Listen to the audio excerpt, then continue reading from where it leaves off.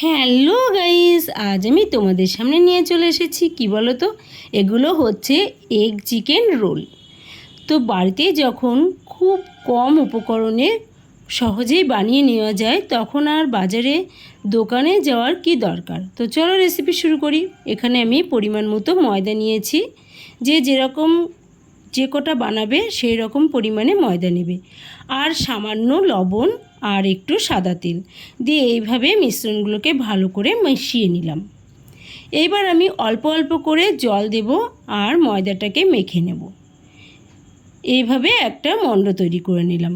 তারপরে আমি 10 মিনিটের জন্য ঢেকে রেখে দিলাম। আর এখানে গাজর, শসা, পেঁয়াজ কুচো আর কাঁচা লঙ্কা কুচো করে নিলাম। আর এখানে 250 গ্রাম মাংস ধুয়ে জল ঝরিয়ে টুকরো করে নিয়ে আমি এইভাবে লবণ, হলুদ আর গোলমরিচের গুঁড়ো মাখিয়ে ভালো করে মাখিয়ে নিলাম। নিয়ে 10 মিনিটের জন্য পাশে ঢেকে রেখে দিলাম। তারপরে আগের থেকে মেখে রাখা ময়দাটা আবার একটু ভালো করে মথে নিলাম। তারপরে এইভাবে ছোট ছোট নেচি করে গোল গোল করে নিলাম। এইবার আমি সামান্য ময়দা দিয়ে একে একে সব রুটিগুলো এইভাবে বেলে নেব। দেখতে পাচ্ছ রুটির মতো করে বেলে নিয়েছি। এইবার আমি রেখে দেব। ঠিক এইভাবে সব রুটিগুলোই বেলে নেব। দেখো আমি সব রুটিগুলো বেলে নিয়েছি। এইবার আমি কড়াইতে পরিমাণ মতো সাদা তেল দিয়ে আগের থেকে ম্যারিনেট করে রাখা চিকেনগুলো দিয়ে দিলাম। দিয়ে একদম লো ফ্লেমে ভেজে নেব। আর ভাজার সময় একটু ম্যাগি মশলা দিয়ে ভেজে নেব যাতে টেস্টি বেশি হয়। এবার এগুলো ভাজা হয়ে গেছে। এবার আমি আস্তে আস্তে একটা পাত্রে তুলে নেব।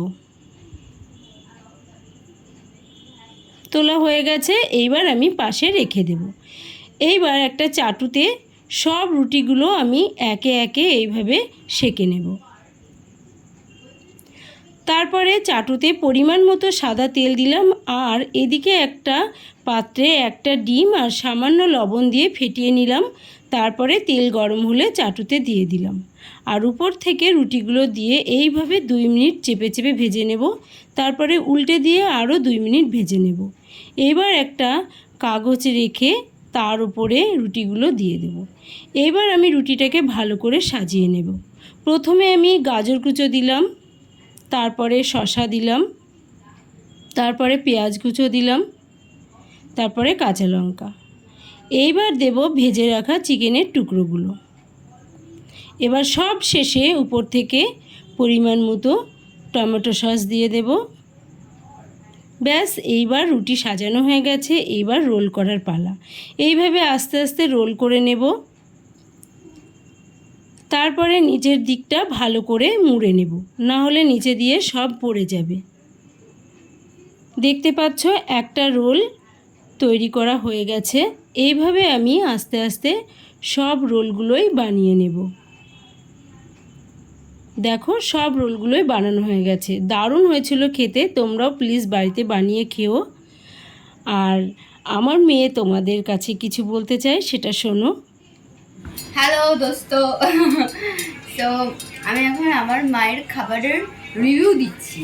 আমার মায়ের খাবারের বিশেষত্ব হলো সবসময় আমার মা এত তেল কম দিয়ে বানায়, দেখো তেলই লেগে নেই।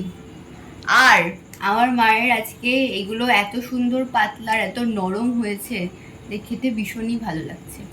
So you guys must try. Bye. তো প্লিজ আমার ভিডিওটি ভালো লাগলে লাইক, শেয়ার, কমেন্ট করো। আর প্লিজ চ্যানেলটি সাবস্ক্রাইব করে রাখার জন্য অনুরোধ করলাম। আর এই গরমে সবাই বেশি করে জল খেও। সবাই ভালো থেকো, সুস্থ থেকো। আজকের মতো এখানেই, টাটা, বাই।